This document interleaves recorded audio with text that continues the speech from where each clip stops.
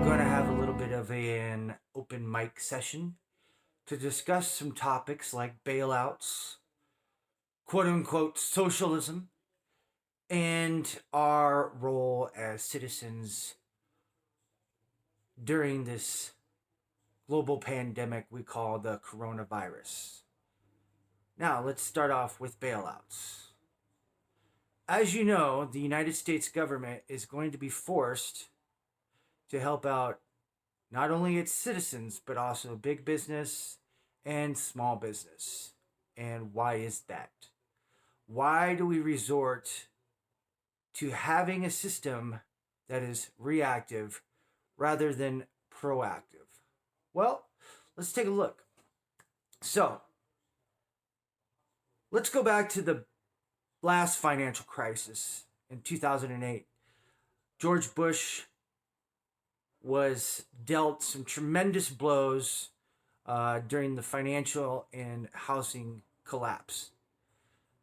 He then, in turn, asked for a bailout for Wall Street. I can remember it.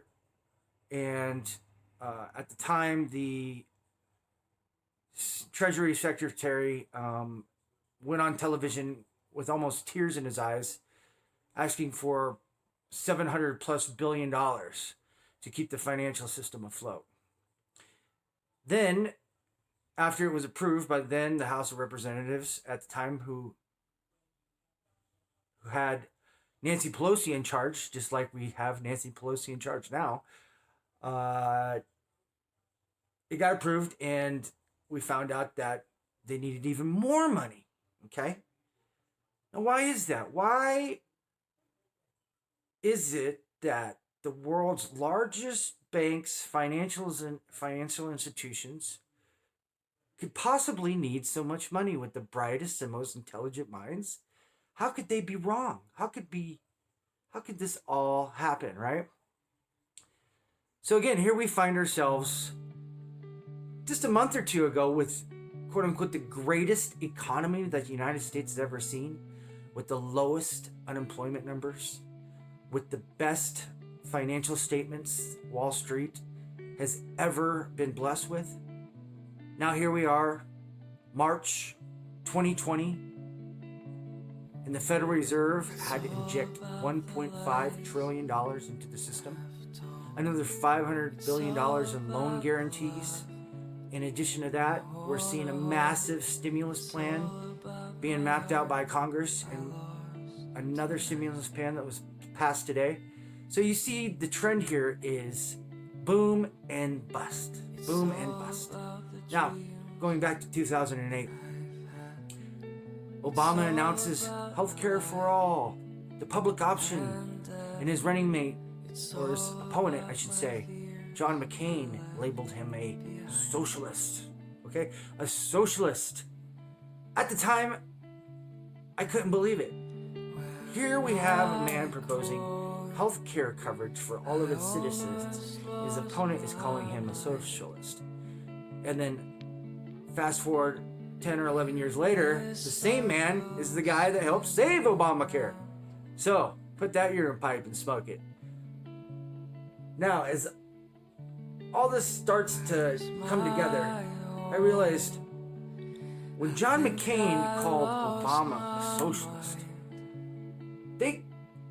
the Republicans, called Democrats socialists, okay, for anything that they propose that's actually a taxpayer-funded program, okay? They've been doing it for almost 100 years. They did it with FDR when he rolled out Social Security and Medicare. They've done it with virtually every program that is taxpayer-funded and helps out the common average working person. Okay? We have a social safety net in this country.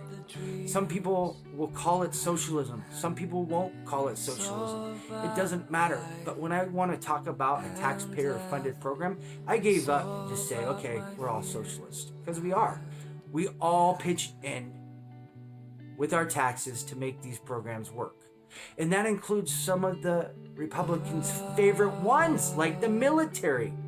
That is definitely a taxpayer-funded program, and in fact, it's our biggest portion of our budget. Now, does it really mean it's socialism? No, it doesn't. But people will call it that, and they will call you a socialist. So rather than fight it, I just embrace it. Just to let the cat out of the bag. And I think we all should be a little more responsible with how we toss this word around and stop this stupid argument that's been going on and on and on for years, especially online. I've had conversations and debates that last days, and it gets so old. Okay? The United States of America is a mixed economy. We have capitalism, we have socialism. We mix the two together to have the system that we have now, which is basically a boom and bust cycle. And when things go south, taxpayer funded, government backed bailouts kick in. That's what it is. I can't keep it even more simpler than that. Now, this coronavirus, it's super unfortunate. But what we can do, since we don't have enough tests and our healthcare system is such in poor shape, which is absurd considering how much we pay into our healthcare system and get minuscule results when compared to other nations. I hope whatever comes out of this is that the United States and its citizens realize how important our healthcare system is. Our health is our wealth, okay? The military isn't going to stop a virus. A virus is much more deadly and much more of a threat to our nation than any terrorist on this planet. I wish we would just label the coronavirus a terrorist. That way we would actually have preparation for it. We would get money, okay, in the areas that we need it. We don't have enough tests. We don't have enough masks. Our healthcare workers are in jeopardy because before they handle these patients that come down with this illness, they will be subject without the proper gear to go into battle, to keep the fight going, and that is what is scary. All right? Now, I would like to make a request. After this is all done, let's put aside the partisan politics and make sure we are prepared for the next pandemic. No matter if it's next year, 80 years from now, or whenever it may occur, we can never let this happen again. This is shameful. This is a disgrace.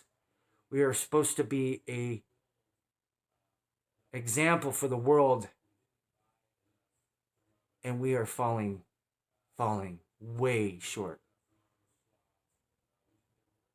That's my request. Peace, love, and happiness. This is Casey Nolan coming to you from Las Vegas. God bless.